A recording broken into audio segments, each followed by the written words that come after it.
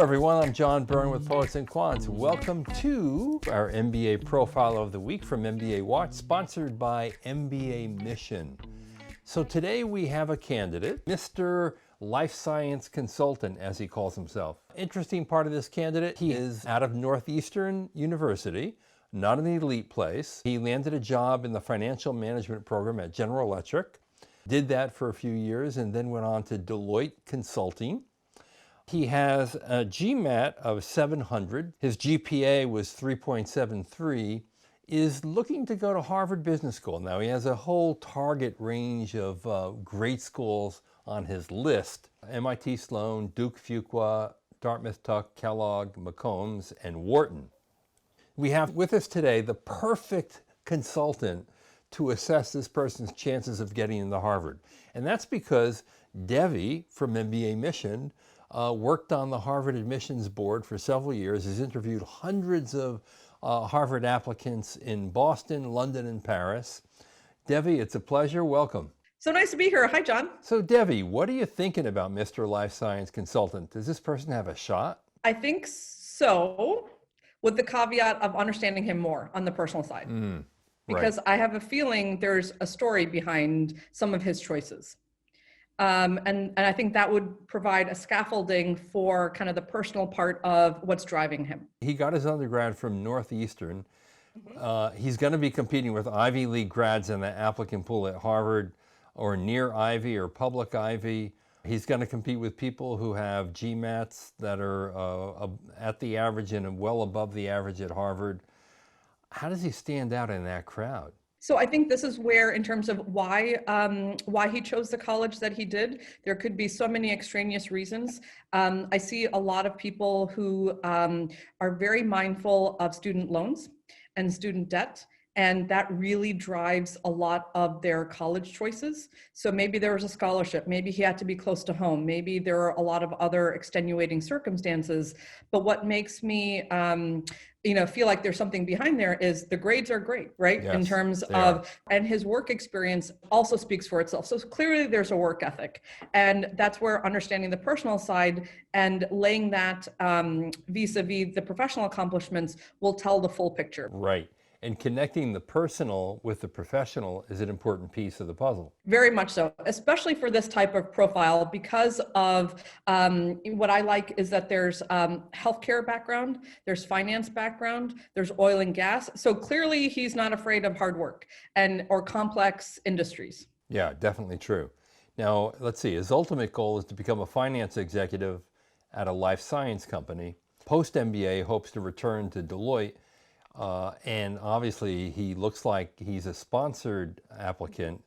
Is that a positive? That is a very positive attribute in somebody's candidacy. Number one, Deloitte, obviously there's a hurdle, right? In terms of there's already a screen to be able to say we're going to sponsor this person. So that kind of reduces the risk for evaluating a candidate. Right. The other thing is that there's a vision past that, and that in terms of he wants to be part of that practice. Now he also selects MIT Sloan, Duke Fuqua, Dartmouth Tuck, Kellogg, McCombs, and Wharton.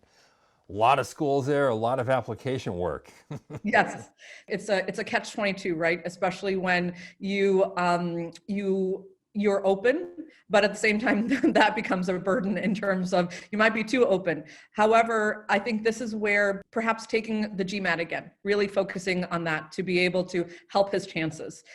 His grades are great, but the GMAT, a little bit more work can go a long way at this point to go from a 700 to 730, 740.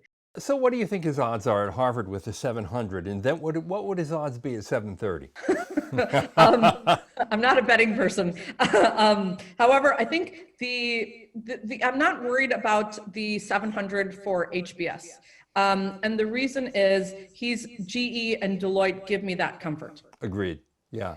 And Harvard isn't about just test scores. I mean, correct. Wharton, MIT might be more of a relying on that test score than certainly Harvard would. Right, and I think in terms of to show the full picture, there's room for exploring the personal story, and then really, encouraging him to give it his all and dedicate for the GMAT if he's serious about that wider pool of schools. Now, Devi, you've read plenty of essays in your time on the Harvard admissions board. What makes for a really successful essay at Harvard? So to me, what I really look for is that intersection between the personal story and intensity of job. What have they done at their workplace? And some kind of vision for yourself. Right. Tell me what types of problems you want to solve. So some kind of career vision. So to me, that's the full package, is the personal story, the intensity of job, and a career vision for yourself. That sounds like a really good formula to put him over the top. Right, that's the trifecta. Debbie, thank you so much for that assessment. Really appreciate it. Thank you. I appreciate the opportunity. Thank you, John. Okay, there you have it. I think it's really good advice. In MBA applications, you have the opportunity to tell your story and to tell it well. And to be able to connect your personal goals in your life to your professional goals is a key part of making that story really compelling and convincing.